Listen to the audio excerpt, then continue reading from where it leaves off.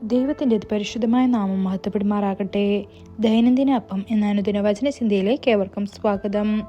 ഇന്ന് ഗിദിയോൻ എന്ന വിഷയത്തെ ആസ്പദമാക്കി ചില കാര്യങ്ങളെ നമുക്ക് ചിന്തിക്കാം. അതിനാധാരമായ ഒരു വാക്യം വായിക്കാം. ന്യായാധിപന്മാർ 6-ാം അധ്യായം 34-ാം വാക്യം. അപ്പോൾ യഹോവയുടെ ആത്മാവ് ഗിദിയോന്റെ മേൽ വന്നു. അവൻ കാഹളമൂതി അബിയേസ്യരെ തൻ്റെ അടുക്കൽ വിളിച്ചുകൂട്ടി. ഇന്ന് ഇസ്രായേലിൻ്റെ 5-ാമത്തെ ന്യായാധിപനായ ഗിദിയോനെ നാം കാണാൻ പോകുന്നു. അദ്ദേഹത്തെ യെരുബാൽ എന്ന് ന്യായാധിപന്മാർ 6-ാം അധ്യായം 32-ാം വാക്യത്തിലും യെരുബേഷേത്ത് എന്ന് 2 ശമൂവേൽ 11-ാം അധ്യായം 21-ാം വാക്യത്തിലും വിളിച്ചിരിക്കുന്നു.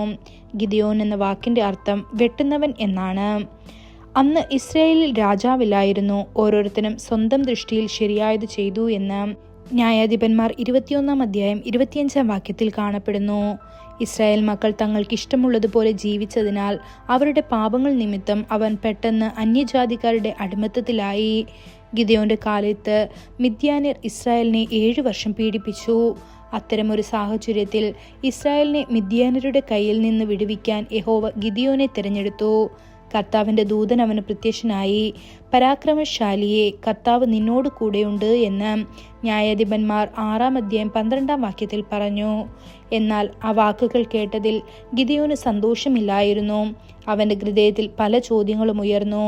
അപ്പോൾ ഗിദെയോൻ അവനോട്, അയ്യോ യജമാനനെ, കർത്താവ് നമ്മളോട് കൂടെ ഉണ്ടെങ്കിൽ നമുക്ക് ഇതെല്ലാം സംഭവിച്ചതെന്തുകൊണ്ട്?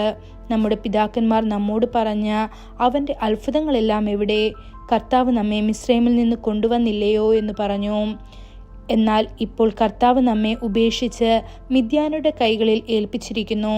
അപ്പോൾ കർത്താവ് അവനിലേക്ക് തിരിഞ്ഞു പറഞ്ഞു, നിന്റെ ഈ ശക്തിയോടെ പോവുക, നീ ഇസ്രായേലിനെ മിദ്യാന്യരുടെ കയ്യിൽ നിന്ന് രക്ഷിക്കും. ഞാൻ നിന്നെ അയച്ചതല്ലയോ എന്ന്. ഇത് ന്യായാധിപന്മാർ 6-ാം അധ്യായം 13-14 വാക്യങ്ങളിൽ കാണപ്പെടുന്നു. ഇന്ന് കർത്താവ് നിങ്ങൾക്ക് അതേ വാക്കുകൾ നൽകുന്നു. നിന്റെ ഈ ശക്തിയോടെ പോവുക. നീ പോകുമ്പോൾ കർത്താവ് നിന്നോട് കൂടെ പോകും.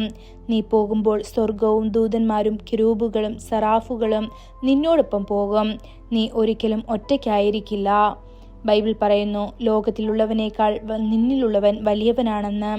1 യോഹന്നാൻ 4-ാം അധ്യായം 4-ാം വാക്യത്തിലും എന്നെ ശക്തനാക്കുന്ന ക്രിസ്തുവിലൂടെ എനിക്ക് എല്ലാം ചെയ്യാൻ കഴിയുമെന്ന് ഫിലിപ്പിയർ 4-ാം അധ്യായം 13-ാം വാക്യത്തിലും നിന്റെ ഈ ശക്തിയാൽ പോകൂ എന്ന് ന്യായാധിപന്മാർ 6-ാം അധ്യായം 14-ാം വാക്യത്തിലും കാണപ്പെടുന്നു. അതെ, നിനക്ക് ആത്മാവിൻ്റെ ശക്തിയുണ്ട്. പരിശുദ്ധാത്മാവ് നിന്റെ മേൽ വരുമ്പോൾ ദിവ്യശക്തി നിന്റെ മേൽ ഇറങ്ങുന്നു. പരിശുദ്ധാത്മാവ് നിന്റെ മേൽ വരുമ്പോൾ നിങ്ങൾക്ക് ശക്തി ലഭിക്കും എന്ന് അപ്പോസ്തലപ്രവൃത്തികൾ 1-ാം അധ്യായം 8-ാം വാക്യത്തിലും കാണപ്പെടുന്നു. അതുകൊണ്ട് നീ പോകുന്നിടത്തെല്ലാം നിന്റെ ഉള്ളിലുള്ള പരിശുദ്ധാത്മാവിൻ്റെ ശക്തിയോടെ പോവുക. കർത്താവ് കൽപ്പിച്ചതുപോലെ ഗിദെയോൻ പുറപ്പെട്ടപ്പോൾ അവൻ മിദ്യാന്യരെ പരാജയപ്പെടുത്തി. അവർ കടൽ തീരത്തെ മണൽ പോലെ അസംഖ്യമായിരുന്നെങ്കിലും അവൻ അവരുടെ മേൽ വിജയം വരിച്ചു.